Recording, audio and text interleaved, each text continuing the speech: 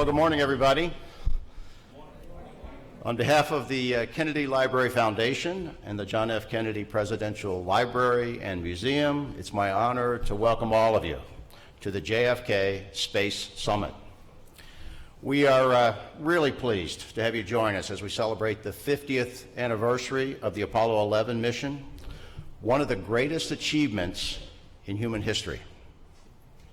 In 1962, President Kennedy challenged our nation to take on the impossible, to land a man on the moon and return him safely to Earth by the decade's end. And on July 20th, 1969, we did.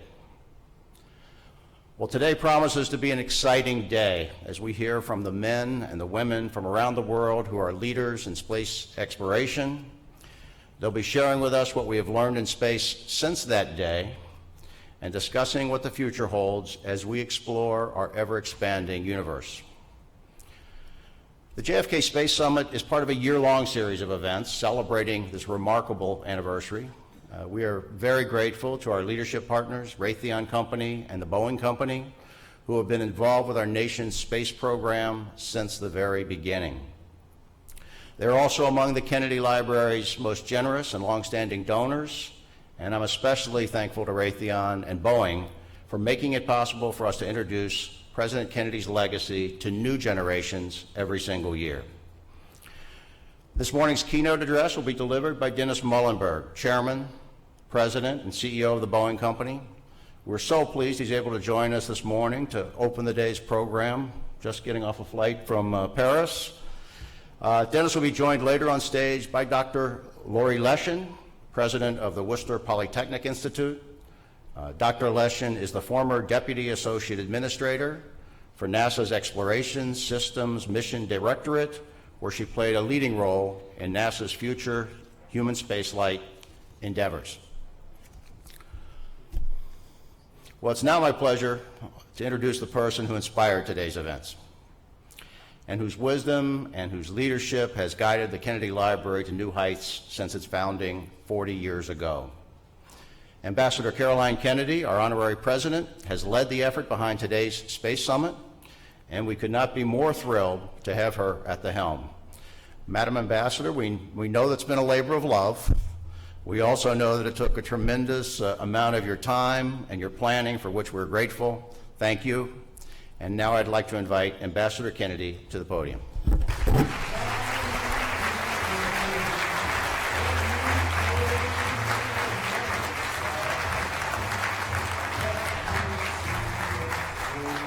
Good morning, everyone. Welcome to Space Jam, Space Day, the Space Summit. This is really an exciting day for the Kennedy Library as we celebrate the 50th anniversary of the Apollo 11 moon landing. My family is so proud of my father's vision and his confidence in the American people. And I'm especially pleased to have two of my children here with me today to pass this legacy on to the next generation.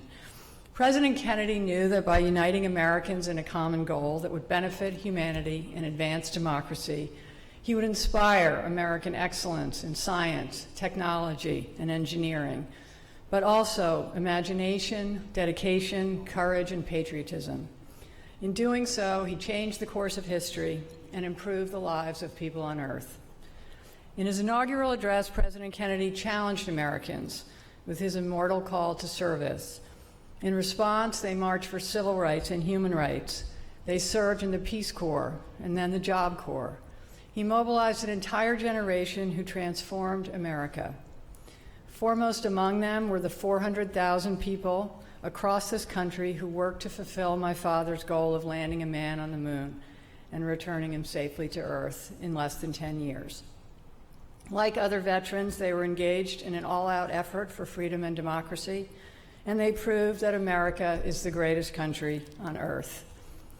From the unsung weave workers who sewed the belts for the earliest computers here in Massachusetts, to hidden figures like NASA's Katherine Johnson, who performed the critical calculations for John Glenn's flight, from famous rocket engineers and brilliant scientists to the heroic astronauts who risked their lives, and their families who worried and watched. They embodied the very best of America. The success of the space program depended on a unique and powerful collaboration between government, academia, and industry. Two of the superstars of this universe, Raytheon and Boeing, have made this day possible. Both have been involved since the earliest days of the space program, and both are leading today's exciting new space revolution while continuing to support our astronauts on the ISS and beyond. We're grateful to Raytheon for supporting the library's educational efforts surrounding this anniversary and for all they've done for the library over the years. When they weren't supporting the library, Raytheon somehow found time to build the guidance and navigation computers for the Apollo missions and the transmitter that made it possible for Earthlings to watch the moon landing.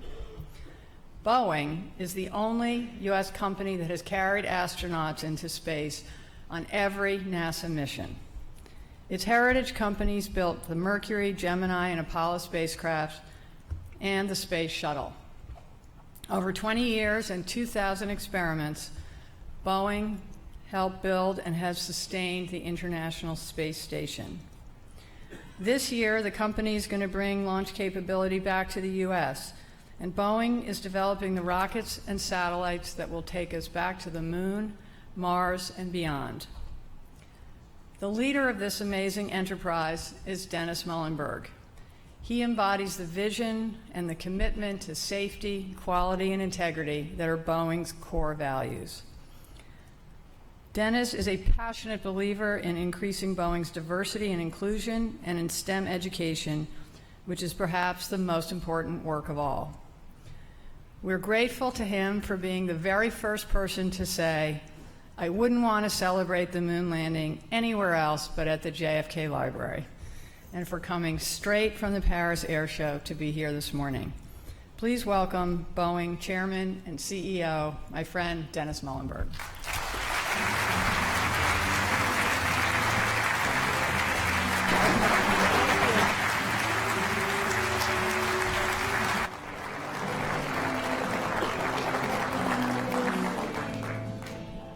Well, good morning.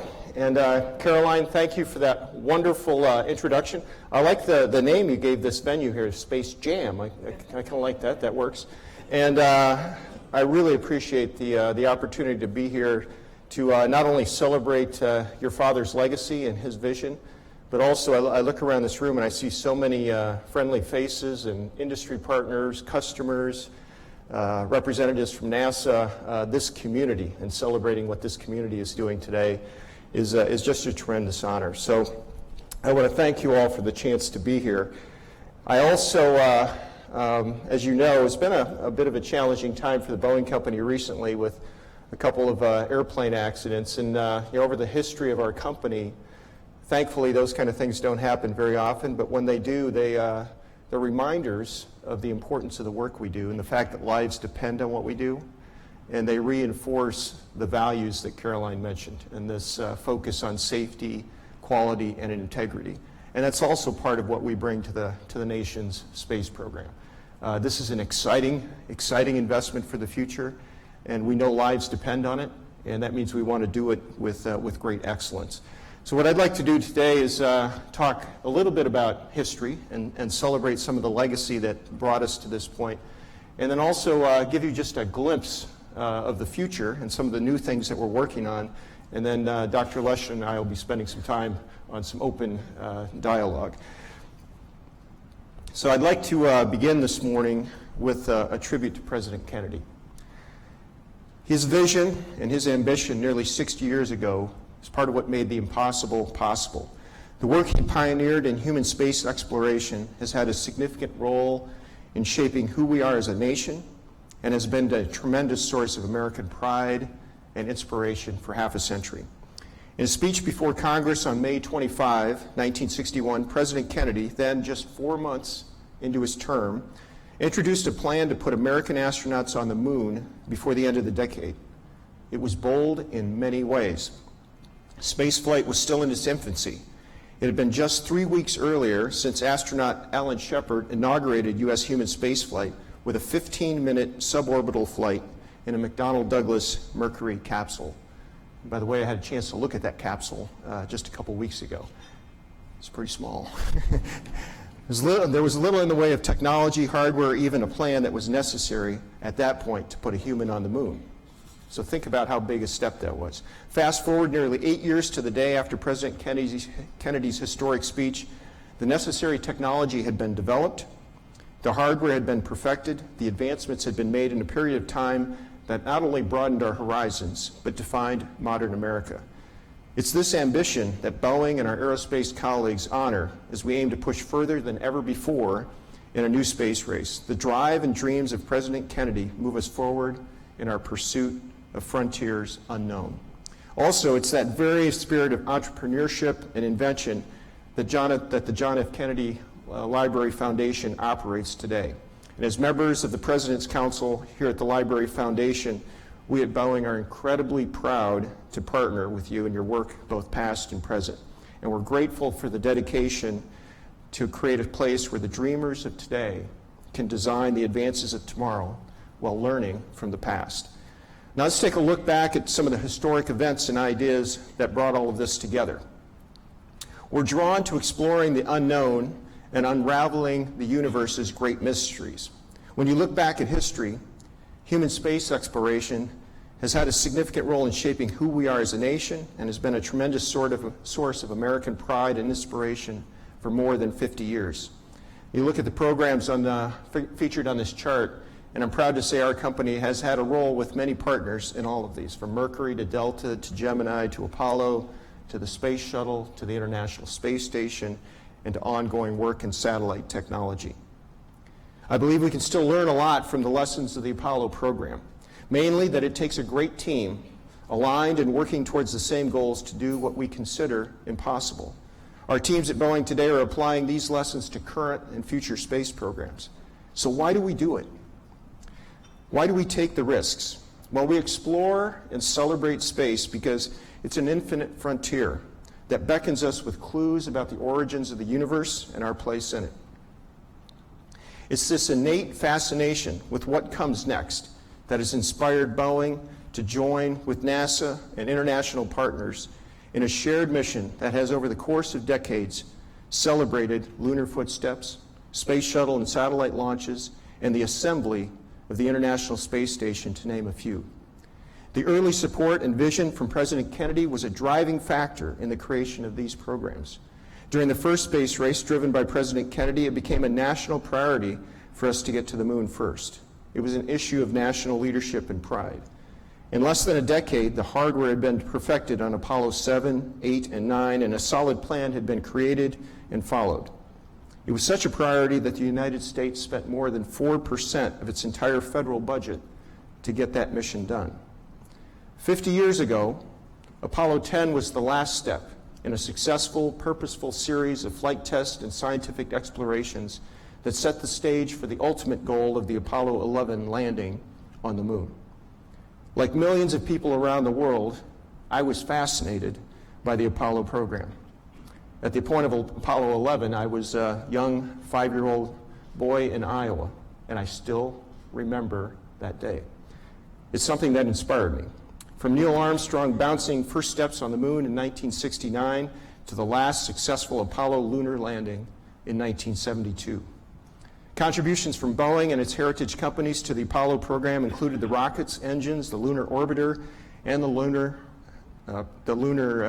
roving vehicle. The legendary Saturn V rocket used by NASA's Apollo and Skylab programs represented the power generated when Boeing, McDonnell Douglas, and North American Aviation coordinated their efforts. And to honor this important history, Boeing gave a $2 million gift to the Smithsonian's National Air and Space Museum to sponsor the National Apollo 50th anniversary celebration. And we are honored to be part of that and to make that celebration happen. So that's just a little bit of the history of the space program, why it intrigues us, what it does, what it benefits the rest of the world, the impact that it's made for people around the world, how it has changed lives and brought new technologies and new capabilities over the decades. Now I'd like to look a little bit forward. And from a business perspective, as we look at the marketplace and the environment today, we've never seen this much energy in the space program in several decades. This is an exciting time to be involved in the space program. And I want to thank all of you and what the JFK Library is doing as part of that. But the broader momentum that we see across industry and government and universities and educational realms, what we see in the youth of today, this is an exciting time to be involved. And we have partners and competitors around the world in this marketplace. I see governments around the world leaning forward. The Russians have been partners with us in the International Space Station. We've done a lot of work together. Today they provide, through the Soyuz capsule, transportation to the International Space Station. Partners like Japan and Europe and Canada, also big partners on the International Space Station. India is investing in its own launch capabilities and intends to put humans in orbit. China has built its own space station and is now invested in missions to the far side of the moon. The UAE is conducting missions in space as one of our international space partners and is investing in robotic missions to the moon and Mars. Israel, private companies in Israel are now making plans to go to the moon. So look across the world, the amount of energy and investment that's going into the space program today is extraordinary. But in addition to nations and governments, there's a lot of industry involvement that's happening, and you see some additional logos popping up on the chart here. This is an exciting time. We have partners and competitors, companies like SpaceX, the work that Jeff Bezos and his Blue Origin team are doing. Both partners and competitors in many sectors. I love the fact that industry is investing in space. It makes all of us better. It causes all of us to lean forward. We see companies who are investing in space infrastructure, space hotels, space tourism, space manufacturing capabilities. We expect to see a viable space ecosystem, low Earth orbit ecosystem, evolve over the next decade. This isn't something that's multiple decades from now. During the next 10 years, we will see a viable low Earth orbit ecosystem come into place. So what are we doing about it? As we look to the future, this is a big point of transition for the Boeing Company, another defining moment for us. As we're transitioning a number of key programs that I'll be talking about as they're transitioning from development to test and now going into launch and flight, I'm honored today to announce that Boeing will be moving our space headquarters from the current Arlington location to the Kennedy Space Center coast. So go ahead. Yeah.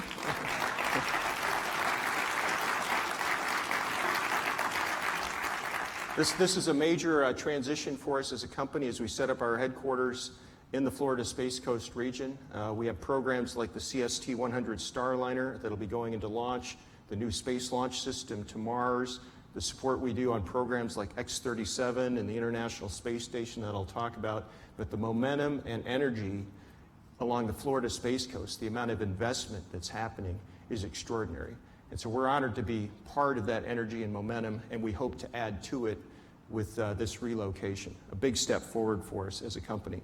Now let me talk about some of the programs that we'll be continuing to support and run with that move. First of all, the International Space Station. This is an extraordinary capability. I'm not sure how many people in the US and around the world really understand this extraordinary capability that we have on orbit. This is a football field sized facility that operates on orbit about 220 miles up. It's been there for almost 20 years. We've had continuous presence on the International Space Station now for 18 years. My son just graduated from high school, and as we were talking about this, remarked on the fact that during his entire life, we've had people living in space. I'm not sure everybody realizes that. There are extraordinary experiments that are going on in the International Space Station, new manufacturing technologies, new medical devices, biosciences are being tested. It's an extraordinary place of experimentation, really a launching point for the broader low Earth orbit ecosystem. We're also working on our first commercial space vehicle, the CST-100 Starliner. This is an exciting time. First launch of this vehicle, uncrewed, will be happening later this summer. We'll have first crewed launch of this vehicle before the end of the year. It'll be attached to an Atlas V rocket for that first set of launches. We have 3 spacecraft that are in final test and evaluation right now. This aircraft has 5 seats on it. You see our first crew, 4 NASA astronauts and 1 Boeing astronaut in the lower right corner on this chart. The Boeing astronaut, Chris Ferguson, standing in the middle there, shuttle commander, STS-135, now a Boeing employee. He will be the first American commercial space pilot ever. Right? Think about that. That's happening. That's happening this year. Now, we plan to begin operating the Starliner. Again, 4 seats with astronauts, 1 seat open for commercial operations. So I'm taking sign-ups today for those of you that would like to get involved. But we will be building out the commercial business models that will go with space travel. This will just be a start, but it's an important start. And we expect over time we'll build a fleet of Starliners, and over the next decade, traveling into low Earth orbit space will become as common as flying on an airplane. That will happen, and that is our aim. Another program we're working on is called the X-37B. This is an autonomous space plane that's about 1/3 the size of the space shuttle. It's done a number of missions with our U.S. government customers. It operates in orbits that are 200 to 500 miles above Earth. It's a robotic airplane capable of doing experiments in orbit and then autonomously returning to Earth. Its last mission lasted more than 700 days in space. And when it comes back to Earth, it goes through a series of Mach 25 S-turns, and it lands on the center line of the runway every time. Fantastic technology that we'll be using and leveraging as we build out space infrastructure. We're also working on a new launch capability called Phantom Express. This vehicle is in testing today. The idea is to be capable of doing 10 launches in 10 days, that kind of pace and affordability. This vehicle is designed in particular for satellite payload launch into space. Think of it as a vehicle that takes off vertically like a rocket, then transitions to horizontal hypersonic flight, is able to launch satellites from that position, and then return to Earth, be refurbished, and then launch again the next day. So instead of weeks and weeks between launches, 10 launches in 10 days. This will revolutionize our access to space. And then finally, and perhaps most exciting, is the new Space Launch System. The missions around this new rocket are now being called Artemis missions. You'll notice the connection to Apollo. That's a recent name selection that NASA has made. We are building the first Space Launch System rocket today. It's being assembled down at Michoud near New Orleans, and we'll be soon transitioning the final SAC for launch at Kennedy Space Center. Let me give you a few stats here. This rocket is about 384 feet tall, so 38 stories tall, 9.2 million pounds of thrust. If you want to put that in car terms, that's about the equivalent of 208,000 Corvette engines, if you want to make the analogy. If you compare this to the Saturn V rocket that took our astronauts to the moon, it's about 20 to 30% larger than the Saturn V rocket. This is a rocket that will return us to the moon, this time permanently.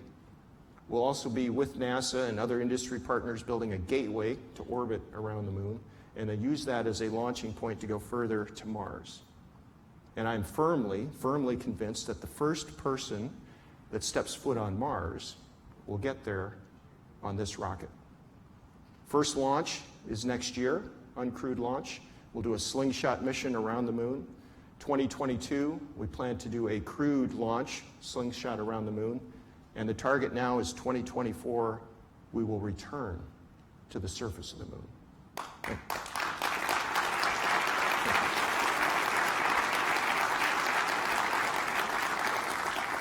Now that is something to be excited about. So we're looking forward to making that happen. And again, this is not just Boeing. This is a broad base of a partnership with NASA and other government agencies, industries, universities. This is something that we can all rally behind. Now, if we think about that mission path forward, and this is something that NASA has the lead on defining this future, as I mentioned, we'll be returning to the moon, setting up permanent capability there. The idea of setting up a permanent lunar gateway module. Think of this as a version of a space station that would be in orbit around the moon, capable of providing access to the moon's surface on a regular basis, but also a convenient low-gravity launch point to take missions then out to Mars. So getting to Mars and putting humans on Mars, while it sounds a little far-fetched, is not that far away.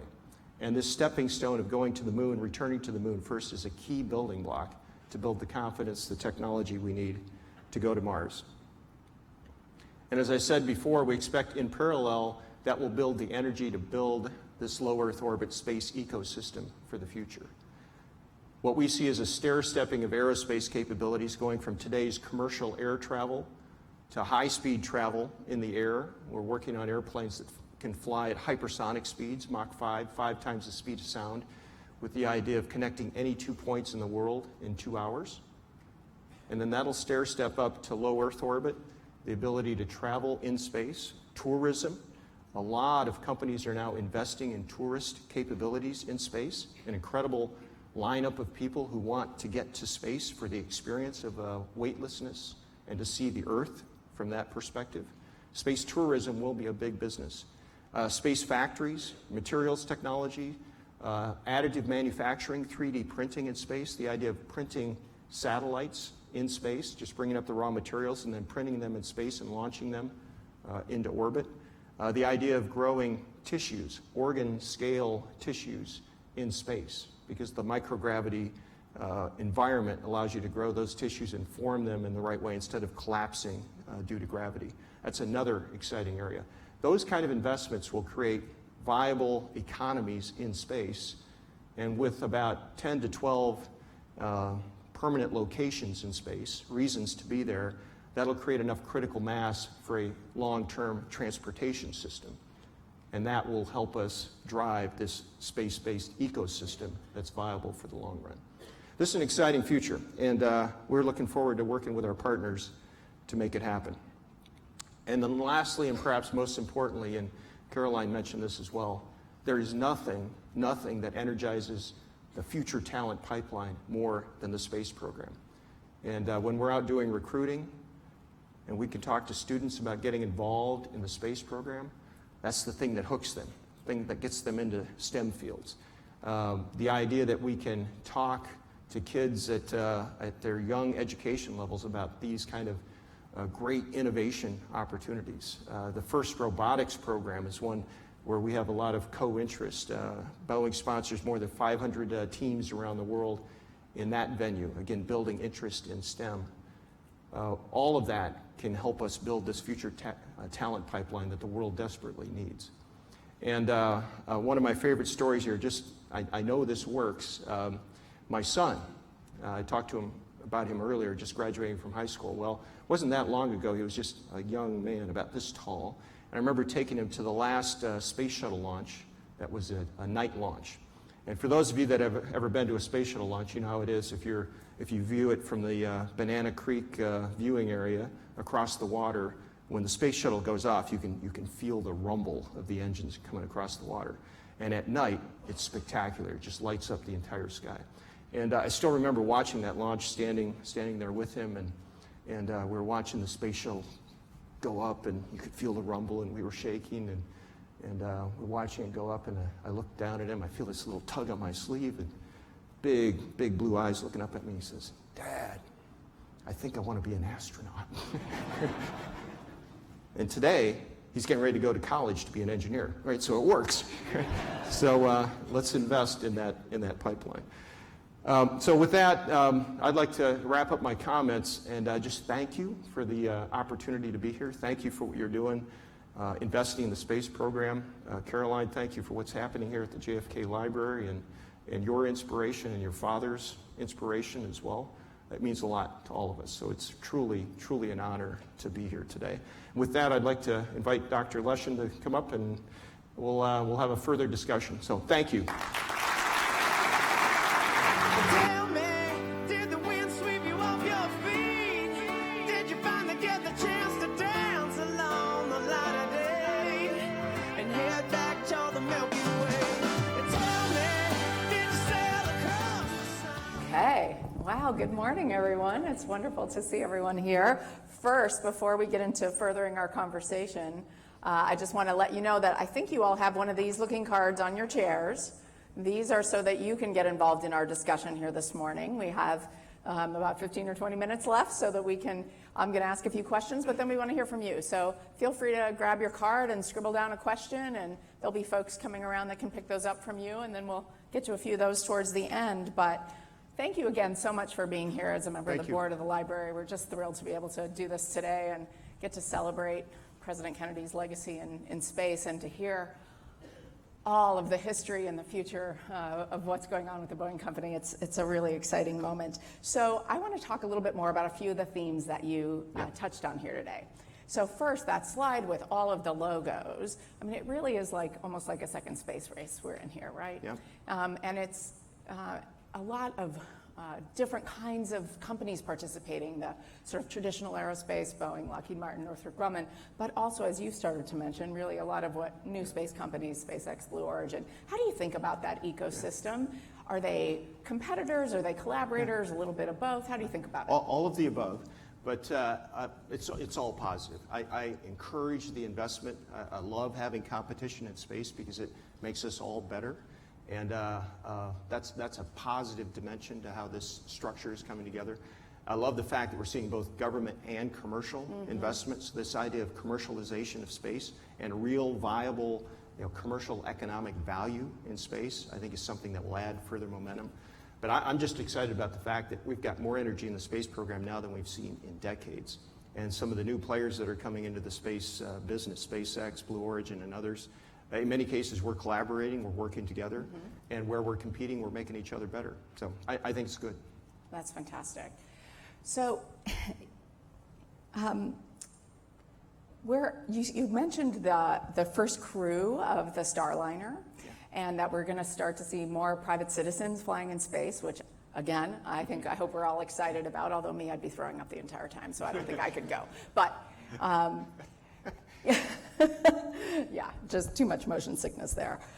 And NASA just last week, very exciting announcement with thinking about how to welcome private citizens or space tourists onto the ISS. So this is a great period of innovation. And how do we balance that with thinking about safety? Yeah. Well, I think it's a very good question and something we always want to be mindful of. And I mentioned earlier, the fact that lives do depend on what we do. And I think you can say that for the aerospace business perhaps more than any other business. And we always have to be mindful of that. And of all of the challenging things we do in the aerospace world, the single hardest thing we do is putting humans in space and bringing them back home safely from a technology standpoint. So investing in quality, safety, integrity, the deep technical knowledge and capability that goes into putting humans into space is really important. And we have to be mindful of that. But there's a way to do that where innovation and safety go hand in hand. I don't see innovation and safety as being opposing forces. I see innovation and safety as building on each other. And that requires us to have disciplined processes. It requires smart innovation. It requires the right testing. But I've seen us bring great innovation to the marketplace and do it safely. And the two can and should go hand in hand. And you going to take one of those seats yourself? Are you first in line there behind Chris? I'm signed up, yeah. No, I would fly in the Starliner in a heartbeat, given the opportunity. Now, I have to be careful because one of my board members is here. They may not go Caroline. And no, seriously, I would love to have the opportunity to do that someday. And it's going to be an important step for us. And the fact that we're going to now have public citizens capable of going into space in a commercial venture, that sounded very far-fetched, even a decade ago. Right. Now it's becoming a reality. And before too long, it will be commonplace, and it will be safe, and it will be efficient, and it will be normal operations. Someday. Yeah, I can imagine sort of how our view of ourselves and our planet is going to change when more and more private citizens have the opportunity to be in space. And well, I think that's part of it, and we've heard those remarks continuously from astronauts and others in space. Is once you get into space and you can view the world in total, and the boundaries disappear, you get a different perspective. Absolutely. On what we're about. So let's talk a little bit about the role of government in all of this. So the National Space Council is a really interesting new development that maybe you can explain to people what that is if they're not familiar, because you're a part of it. Yeah, I'm very excited to see the National Space Council reinstituted. Right. And under Vice President Pence's leadership, it's got a lot of momentum now. So it's meeting on a regular basis, working on space policy, transitioning how we can efficiently inject technology, research and development, government partnerships, things like integrated air and space traffic management, all the practicalities of getting into space. And as I said, with the Vice President's leadership, a lot of momentum behind this. I have the privilege of sitting on what's called the User Advisory Group, so a group of industry officials that support the government in this endeavor.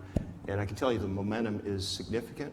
Yeah. And they've got all the right players at the table. So I'm excited to see that come back to I don't think to people position. realize how important it is to have that level of attention. I mean, at NASA, it's not a cabinet level agency, so the idea that you're pretty regularly, that what's happening with our space program is regularly in front of the eyes of the Vice President, that he's seeing for himself how It adds a things are certain happening. level of national priority and Right. momentum. And I think that was one of the key successes under President Kennedy's leadership, is it rallied Yeah. the entire nation. It got everybody excited.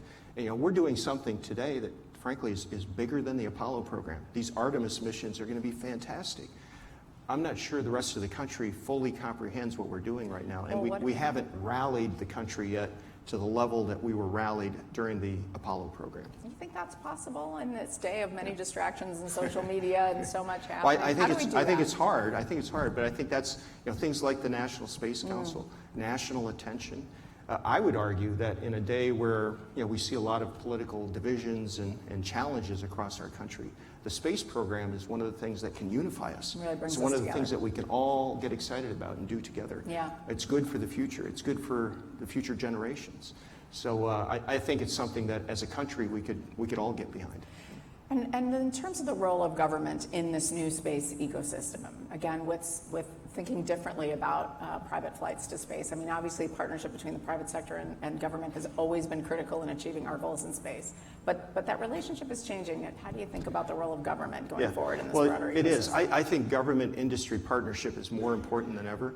And while we're starting to see commercialization of low Earth orbit, we still need government partnership at that level, and then pushing the next frontier is a place where the government plays a really important role. Yeah. Because some of those next frontiers, returning to the moon permanently, Right. going to Mars, those are things that today we can't close a commercial business model on, but with government investment and government, university, and industry partnership, we can break through new technology barriers. We can make those seemingly impossible missions possible. And once we do that the first time, then the commercial benefits always follow. So I think that is a key way that the government and industry can continue to partner, and especially the new Artemis missions, for example. I think it's a great example of how to do that. Right. So Artemis, for those of you that don't know, is the sister of Apollo, and it's because the U.S. has announced its intent to land the next man and the first woman on the surface of the moon in 2024. That sounds pretty darn good to me, and she might well even be in this room. Who knows? Very exciting time. So again, your cards, if you've got one, I don't know who's out collecting. Okay, if you've got one, you can hold those up. I see a few out cards there. here. So while they're doing that, let me just ask something else. So. As an educator, as the president of a university that arguably was the home to the very first rocket scientist, Robert Goddard is a graduate of WPI. We care a lot about educating that next generation of explorers. And I know you're passionate about it too, based on your remarks. Can you say a little bit more about what Boeing's doing in that area and your personal commitment around that? Well, we're making extraordinary investments in universities around the world and partnerships that range from investing at the grade school level through middle school, high school, collegiate level internship programs. This year we'll have about 2,000 interns across Fantastic. all of Boeing, where we're investing in STEM careers. I mentioned the FIRST robotics program. Yeah. Great investment for us. We have hundreds, thousands of Boeing volunteers who mentor these teams. Amazing. We're the number one mentor provider in the FIRST robotics program around the world. Fantastic energy there. Incredible. So these are all areas where we're going to continue to invest. We think one of our responsibilities as a company is to invest in our communities and invest in that future talent. And I would argue the the investment in people is the most important investment. How many people do you hire a year at Boeing, approximately? Last year we hired about 35,000 people. So that's amazing when you think about it, right? People talk about, oh, these space missions are so expensive. I always like to say, well, it's not like we take the money and pile it on top of a rocket and launch it into space. Those dollars are going to pay for, great American jobs. And not only do they create jobs, the space program has the biggest technology ripple benefit of anything we invest in as a nation. A lot of the medical technology we enjoy today, mobile device technology, communications technology, new materials, a lot of it has its basis in the space program. Fantastic. All right, does someone have a couple questions for me? I'm not sure where those note cards Are they went. coming from? Because I'll just keep talking. Oh, they're still working on it, maybe. I just want to make sure y'all get a couple of your voices in. Okay. I'm not sure. Those note cards were prepared and then they went in the back. I don't know. I think I see a little flame back there. Maybe no. We can just yell out a question. No. We have our plan here. So I don't know. They told me ahead. We're going to give you the cards, and so I'm waiting for the cards. It's all good. It's all good. Oh, there we go. Rachel, thank you. Thank you. Awesome. Okay. Oh shoot. Now I'm going to have to read this. Okay, John F. Kennedy's legacy in space also includes investment in research, which led to transformative consumer products like microwaves, scratch-resistant lenses, to space travel like Boeing's Starliner. How can local STEM organizations explore this aspect of his legacy through Boeing with the JFK Library and Museum? Yeah. Well, so we It's true. Innovation is local, right? Yeah, and that point about the investment in the technology ripple effect, similar to what I made earlier, is very real. So, in fact, our leader of Boeing Global Engagement, John Blasey, is here somewhere. Where's John? He's probably in the back. He's standing behind me. He's There he is. behind you. Right. So, anybody here that's interested in getting plugged into that network? Right there. John's the guy. Yeah. Touch him. He'll Yeah. be around. Yeah. Yeah, very good. Okay, with all of this planned activity, do you anticipate traffic jams in space? I look forward to the day. Space is My a answer. big space is a big place. Now, but It's it's traffic actually management is non-trivial. Traffic management is a big deal. So today air traffic management is complex. When we launch vehicles or when vehicles re-enter, we do have to clear corridors in the air, again with government agencies, to provide safe travel. Yeah. And in the future, as both as air travel grows, but by the way, the airplane fleets around the world will roughly double in size over the next 20 years as passenger traffic is growing 5-6% a year. Space travel is going to become more prolific, and the idea of having integrated air and space management to keep that safe is really important. And then you think about the injection of autonomous vehicles as well, so both piloted and robotic vehicles in space and in the air. Yeah.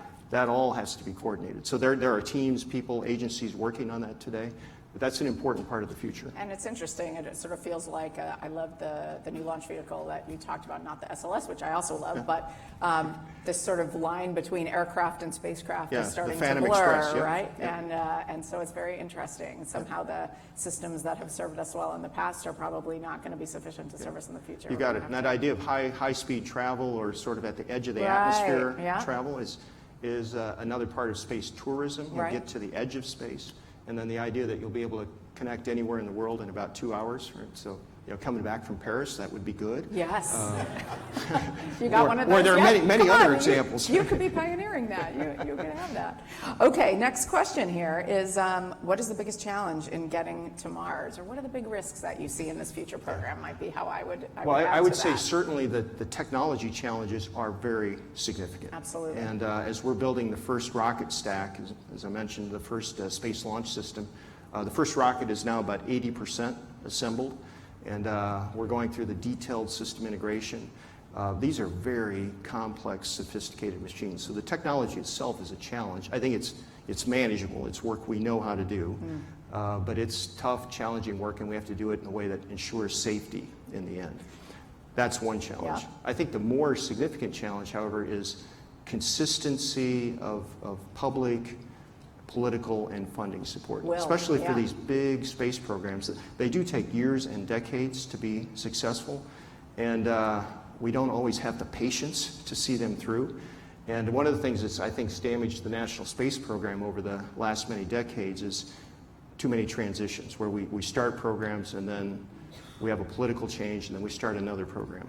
And having consistent, enduring, long-term, stable funding is really important. Now, we've seen that to date on the Space Launch System, and as we come up here on first launch, if we're going to get back to the moon by 2024, we can do that, but we can't if we don't have stable, consistent support and funding. So the political and funding side of this, I would say, is actually the greater risk. It's a human challenge more than a technological challenge, isn't it? You know, there's a reason they call it moonshots, right? I mean, that the will that we had to muster as a nation and under President Kennedy's vision and leadership to really get us there was something that we have a harder time repeating today. Yeah, and even that, you know, that was an incredible timeline that was achieved there, but it still was eight years of consistent, strong focus. Yep, absolutely. Well, that's fantastic. So let's talk a little bit more about the SLS, maybe, and some of the cool technologies that are happening there. Like, how is it different than a Saturn V rocket to people? I mean, it's going to look like it's going to be enormous and extremely exciting. And just put me on the list for the first launch as a guest, please. Well, part of it is certainly just the scale of the effort. So the fact that we're going to have something that's capable of taking us all the way to Mars, the scale of the rocket is by far the biggest thing humankind has ever built. And as I said, about 30% larger than the Saturn V that took us to the moon. So the scale of the effort is extraordinary. We're applying new manufacturing technologies. So robotic welding, what we call friction stir welding, which is a new way to assemble rockets and take weight out of the infrastructure, large-scale tanks. So some of the new assembly technologies, the propulsion technologies, control technologies. It's amazing to me what was accomplished in the Apollo missions with a Saturn V rocket that had very little electronics infrastructure, digital infrastructure. Well, these will be highly digitized rockets, digitized capsules. And do those technologies have applications in the aviation space or in other parts of your business or other businesses? They do, and you know, that's one of the great things about our Boeing team is what I like to call our One Boeing strategy. So working across commercial airplanes, space, our defense products, those technologies transition and feed off of each other. So things we're developing in the space program are enabling our new commercial airplanes. We've also taken lessons learned from commercial airplanes and applied them to space. Our new CST-100 Dreamliner, Starliner, has Dreamliner-like characteristics inside. So if you sit inside the Starliner, the crew interface, the environment inside the airplane, captures some of the inside the capsule. Inside the capsule, I call it an airplane, but you do? inside it has some of the same technologies that we've applied in the Dreamliner 787. So it's an exciting time for us to transition technologies between different product lines, commercial and defense products. And how often do you see the Starliner traveling in the near term, in the next few years, once it gets going? Well, we currently are working with NASA to have multiple missions per year. So think of it as half a dozen missions a year. This is about getting astronauts off U.S. soil to the International Space Station. So what we need is more destinations, because today the destination is the International Space Station. And that'll be a sustained operation. And that'll be important because it creates the foundation for the transportation infrastructure. But as we have more destinations come online, space factories, space hotels, that'll add to it. And then this idea of a space tourism business where your destination may be the point that you took off from. You're going to do a space tour to do 3 orbits around the world. Right? That could be an exciting afternoon activity. What do you say? Let's go down to Kennedy, do a few orbits, come back and have lunch. That'll happen, right? So those kind of round trip destinations. And by then you'll have a cure for motion sickness, so I can go too. That's fantastic. A really exciting announcement, by the way, about moving down to the KSC area. Yeah, we're really excited about that. And we've always had a big presence down in the whole Florida Space Coast.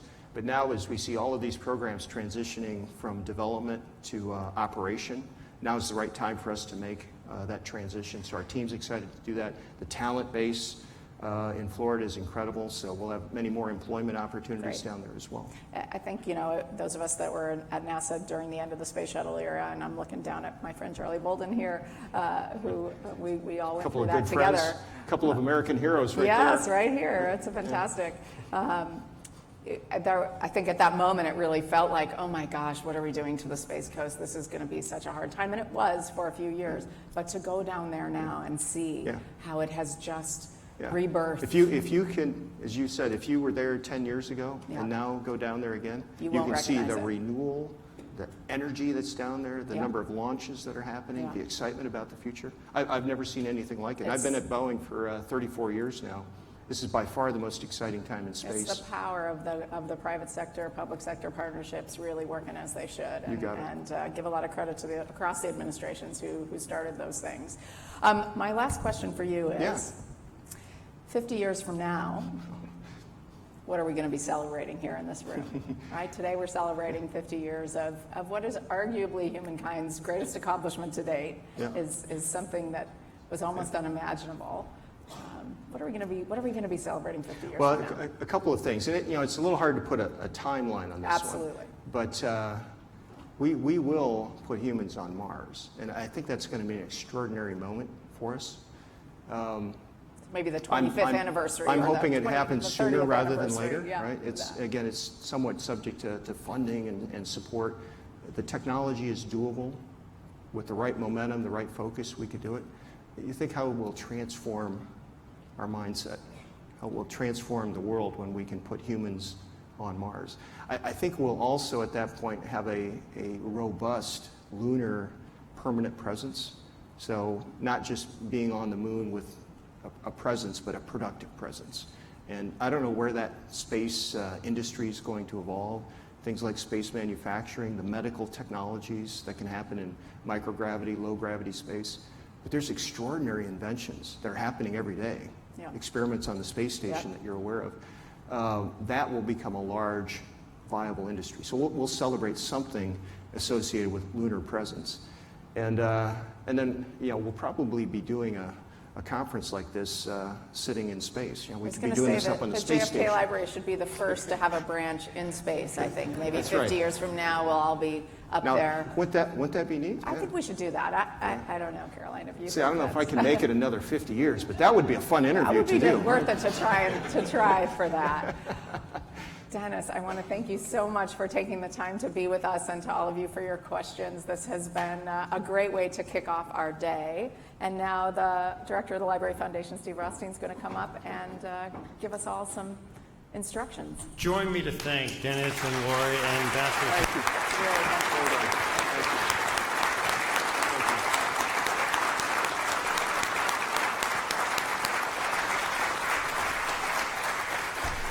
Wasn't that inspirational? So exciting. Thank you so much. That's you very great. much. So we want to, as we break this session, for those of you who want to stay in the museum, it's complimentary today. So feel free to join. Starting at 10:30, we're having a Space Expo.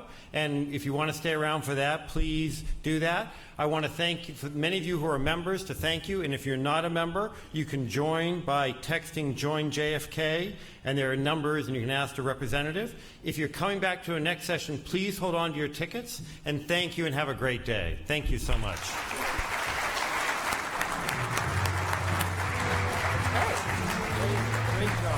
It's awesome.